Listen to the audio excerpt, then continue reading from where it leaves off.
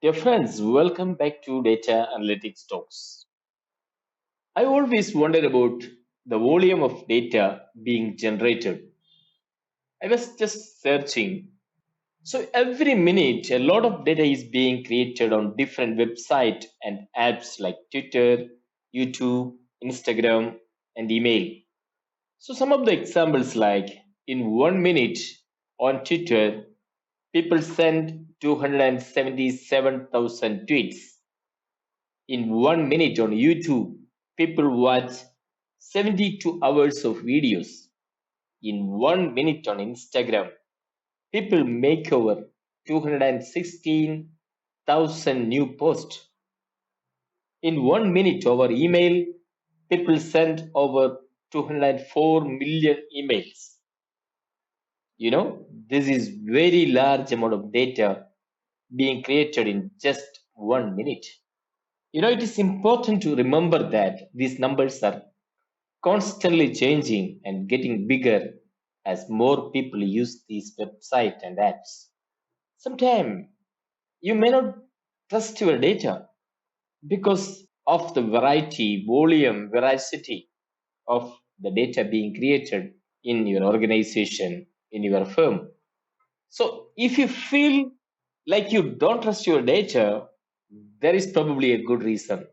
It happens all the time. Companies implement analytics, customize their solutions, and don't audit the implementation to ensure ongoing data accuracy, data completeness.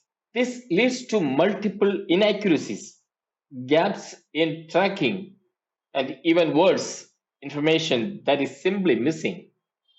Inaccurate data can send a brand down the wrong path, leading to bad decisions and additional cost for tools and resources that could have otherwise been avoided. So, if your data is a mess, take control of data quality issues. You know, this video is all about DQ. What is DQ? DQ means data quality. The quality refers to the overall utility of dataset and its ability to be easily processed and analyzed for other users. It's an integral part of data governance that ensures that your organization's data is fit for purpose. So data quality dimensions include validity, accuracy, consistency, integrity, timeless, and completeness. So managing these dimensions help your data governance, analytics, and artificial intelligence machine learning initiatives deliver reliable and trustworthy results. Well, this is my first video on data quality, and therefore I'm going to limit this session to the basics. Let me cover some of the basic norms and concepts and try to answer some questions. Some people may ask, I am a student. Some may be asking, no, I am new to data analytics. I'm started doing some data visualization or data integration. So for me, how does data quality matters? What should I know about data quality? See, what are the impacts of data quality? What are the impacts of poor data? So the question is, what do I need to know about data quality? Answer is very straight. Quality data is useful data. So anything not quality is not at all useful. A poor quality data can have negative implication, including potential business risk, financial impacts, and reputational damage. Every firm and organization look for high reputation. Poor quality data can cause reputation damage, and the quality of data can be lost because of various reasons, and we will see that. Data quality problems can stem from incompleteness, inaccuracy, inconsistency, data duplication. Sometimes you may ask, what do you mean by data accuracy? The data reflects the true value of the real world entities and events that they represent. If they don't represent the real world entities or events, then it is no more accurate. That's where we find inaccuracy. Then, what is incomplete data?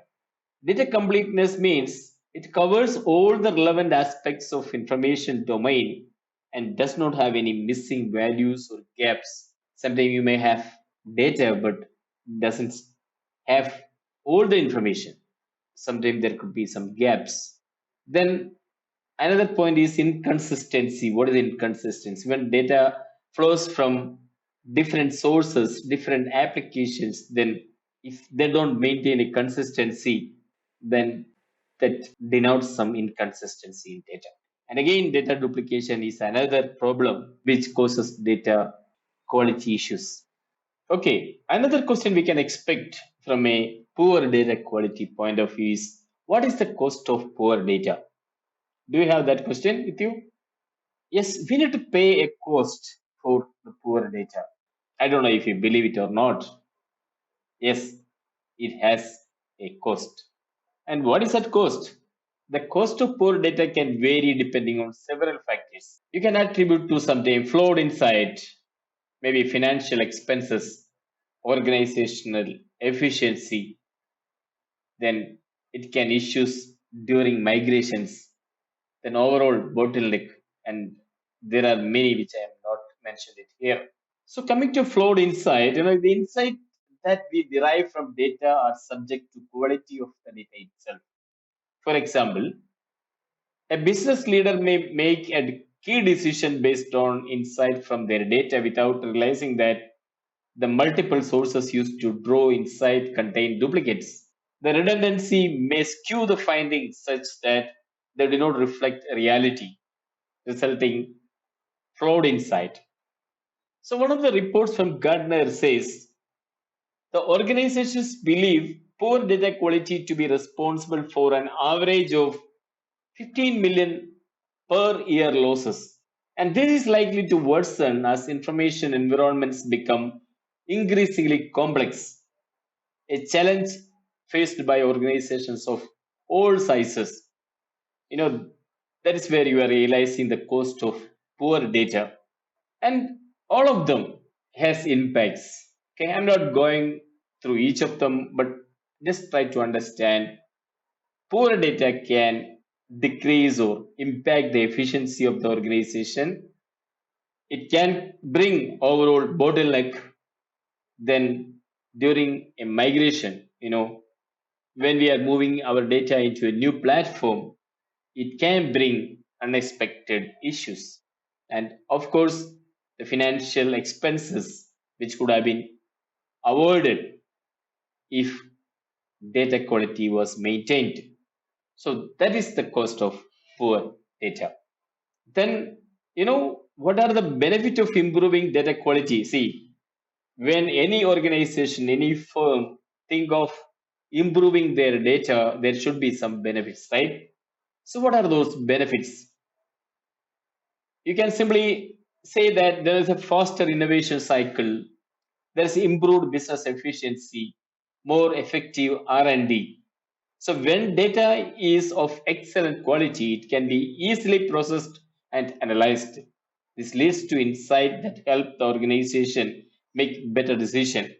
As such, maintaining high data quality standards can help organization ensure regulatory compliance, improve the customer experience, boost data-driven innovation, and enhance decision-making capabilities.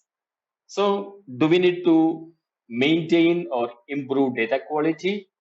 Yes, the answer is yes. So, we see what is data quality, what is the cost of poor data, what are the benefits of improving data quality. So, we are we are the people who are supposed to implement data quality solutions. So, understanding what is data quality is one of the important factor or starting point of getting ourselves into the data quality management arena. So, what is next? So, do we need to get panic when you have bad data? It is not required. We should to manage our bad data. What are the immediate steps? We should accept the reality. You are aware that you have a bad data within our organization. We need to update your bad data. We need to introduce a data quality program. You need to improve data collection techniques. And above all, you need to educate those around you. That's so we can manage our bad data. There are numerous tools that we can leverage to implement these steps. We will see that in the future. So today, if you ask me, Bishu, what is the process of data quality? How do you move towards a quality data? There are defined steps. First, we need to discover. What do you need to discover? We need to discover the data quality issues. So, profile data to understand anomalies in all data sources. Very key concept in data quality is profiling the data. In profiling the data, you are discovering the anomalies in all the data sources. Second, you have to define cleansing and standardization rules. You know the data. During the profiling, you understand your data. Then you have to define cleansing or standardization rules. So once your rules are ready, you need to integrate that rules. You need to deploy the defined rules into your data quality process. You will have to use data quality tools to implement this. Then finally, you discovered, you defined, you integrated, then you should have a continuous monitor and report on the data quality. Any flaws should be highlighted and fixed as soon as possible. So discover, define, integrate, monitor. This is the steps for data quality process. Of course, we just understand what is data quality. Now, if you want to learn data quality, follow this step. Understand the elaborate data quality concepts, then find out DQ tools, get hands-on with those tools, then possible get certified on any of them, then assess the impacts and start. That's it. Thank you very much for watching this video. If you like it, don't forget to share, like, and subscribe this channel. Thank you.